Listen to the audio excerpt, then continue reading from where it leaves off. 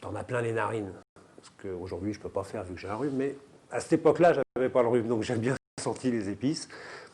Et ça m'a frappé. Puis, donc la première fois, j'y vais une première fois un peu pour voir le lieu s'il me plaît, voir s'il y a une meilleure heure pour faire des photos, puisque le but toujours de mes promenades, c'est de faire des photos. Donc je regarde un peu la lumière, comment elle se passe, à quelle heure, comment c'est. Et la première fois, en général, d'ailleurs, je ne fais pas de photos. Je tourne, je regarde, je discute un peu avec les gens, avec mes 15-20 mots d'égyptien peut-être, et puis un peu d'anglais, et beaucoup de sourires surtout. Et le sourire ici, c'est un bon moyen, c'est une bonne clé, ça t'ouvre beaucoup de portes. Si tu arrives à faire une blague qui est comprise et qui fait rigoler, tu as gagné un temps fou dans la relation avec les gens. Donc ça, c'est une petite méthode, un peu peut-être simple, mais qui marche très bien ici. Et ce qui est agréable, parce qu'en Égypte, les gens sourient facilement et aiment rigoler. Donc par rapport à nos pays d'Europe, c'est un avantage, une chose que j'aime beaucoup ici, moi.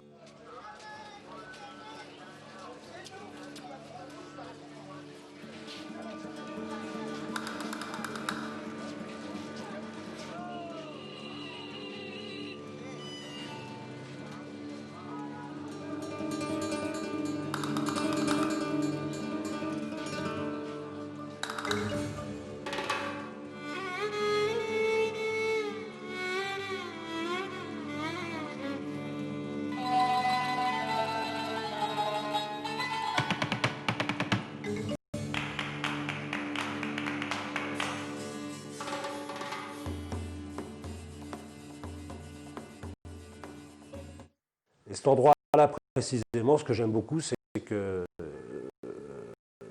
moi, de la série de photos que j'ai faites de cet endroit, j'en ai sorti une que j'aime beaucoup, qui est peut-être pour moi même ma plus belle photo que j'ai faite en Égypte, et qui a surtout un intérêt sympathique, c'est qu'on a l'impression qu'elle pourrait avoir été faite il y a 100 ans, en fait, la photo. Et les amis à qui j'ai montré cette photo m'ont dit « Ah, il y a deux choses qui font qu'on se rend compte qu'elle est récente. Il y a un tapis par terre sur lequel les gens sont assis, qui maintenant est en plastique. Et ces tapis, avant, étaient évidemment pas en plastique, ils étaient en paille, je suppose, enfin, pas en plastique. Donc ça, c'est un détail qui fait qu'on sait que la photo est faite maintenant, et une des personnes a une montre. Bon, mais à part ces deux petits détails qui sont petits dans l'image, elle pourrait être faite il y a 100 ans, cette photo. Et c'est vrai que c'est un côté de l'Égypte éternel, comme on dit, peut-être le cliché, mais là, visuellement, là, et comme je fais du noir et blanc, c'est vrai que c'est encore plus vraisemblable, quoi.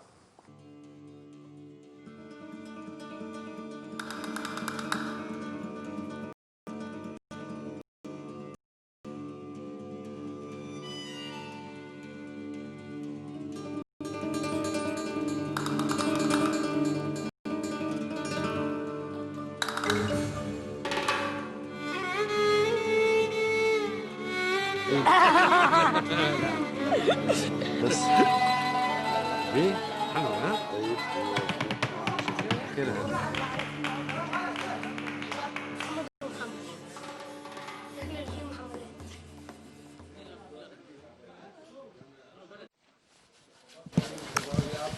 اللبان لبانوس كتير فلوس ابانوس كتير فلوس فلوس كتير.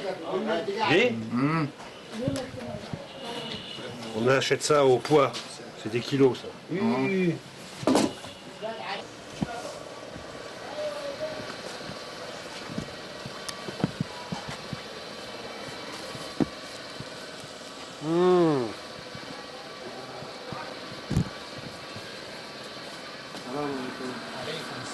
السلام عليكم يا حاج. عليكم السلام. نعم. كمون. كمون؟ كمون. كمون. كمون. شوفوا. سكر عندك يا عم عمرو.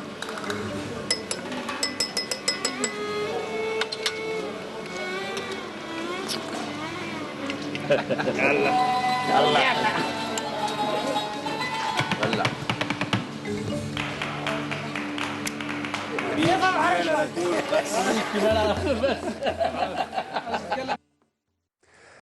Ah, ici, tu apprends une chose quand tu viens ici, en tout cas pour moi, européen, tu t'aperçois qu'ici, la notion du temps n'existe pas. Enfin, c'est une notion, oui. Tu n'arrives pas à la toucher, c'est pas palpable. C'est l'énorme différence, certainement. Par exemple, en ce moment, en France, il y a un grand mot qu'emploie tout le monde, c'est le mot stress. Ici, le mot stress, ça n'existe pas. Même s'il y a des gens qui ont des préoccupations comme partout, qui ont des soucis, mais la notion du temps est digérée tout à fait autrement. Il n'y a pas de... Tu as l'impression qu'il n'y a rien qui bouge et qu'il n'y a rien qui va bouger. En fait, ça bouge, bien sûr. Comme partout, il y a du business, il y a des immeubles qui se construisent, il y en a qu'on détruit. Il y a des choses qui bougent. Mais dans l'esprit des gens, tu t'aperçois que le temps, c'est rien. C'est rien.